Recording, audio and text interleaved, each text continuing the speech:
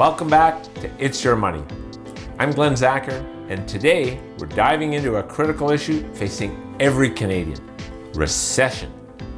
TD's chief economist is sounding the alarm, and the numbers are grim. 100,000 job losses, unemployment in Toronto potentially soaring past 10%. This isn't just a headline, it's a storm brewing that could impact your family, your job, and your future. Stick with me, because at the end of this video, I'm sharing 4 practical ways you and your family can weather this recession and come out stronger, no matter how long it lasts. Let's break down what's happening and what it means for you.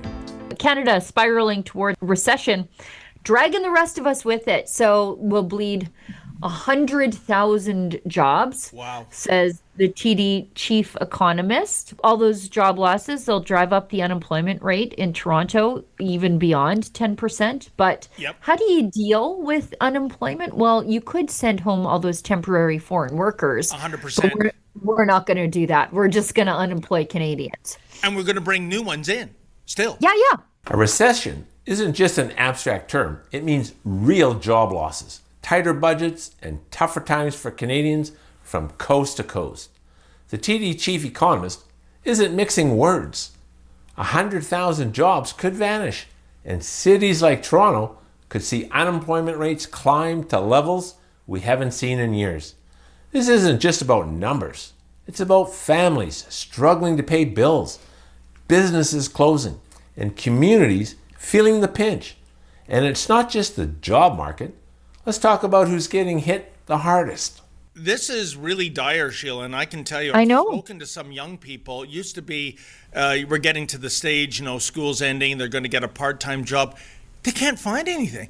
I spoke to somebody, she had applied to 60 fast food restaurants, retail. Not a single application did she get a call back on. And part of the reason is what was traditionally summertime employment for young people.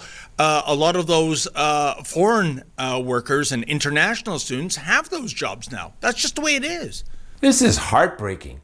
Young Canadians, our students, our kids are applying to dozens of jobs like fast food, retail, you name it, and getting 0 callbacks. Why?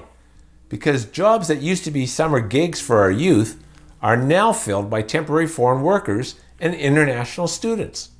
The system is failing our young people, and it's failing Canadian workers who are losing opportunities in their own country.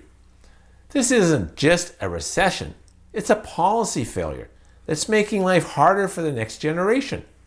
And speaking of policy, let's see what the government's doing about it, or not doing. Will there be an actual budget in 2025? There will be a fall economic statement when we're coming back. How are we as Canadians to hold your government accountable for what you're promising if you're not going to be transparent about it for 6 months or so? And I take your point about the timeline, throne speech. There's still another month. And I would say this is a new government. So let's start, if we're going to start, this is a new government, new legislature, new prime minister. So the direction is very clear. He's been But you're still the finance minister. Yeah, I'm still the finance minister. And I would say the world has changed also in 6 weeks. Here's the reality. Canadians are frustrated, and they should be. We're hearing promises of economic statements and new directions. But where's the action? High taxes, overregulation, and policies that seem disconnected from the struggles of everyday people have driven 2 million Canadians to food banks. Homes are unaffordable, crime is up, and now a recession is looming.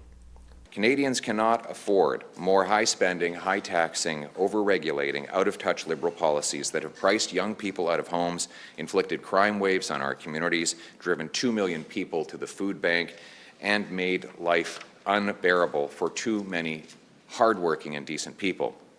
In his first press conference, Mr. Carney talked a good game about reversing Liberal policies in these areas, but now we have to find out if he was serious.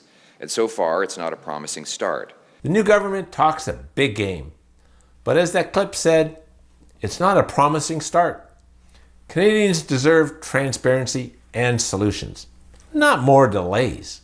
So, what can you do to protect yourself and your family? Here are 4 practical steps you can take to prepare and thrive during this recession. Build an emergency fund. Aim to save at least 3 to 6 months' worth of living expenses.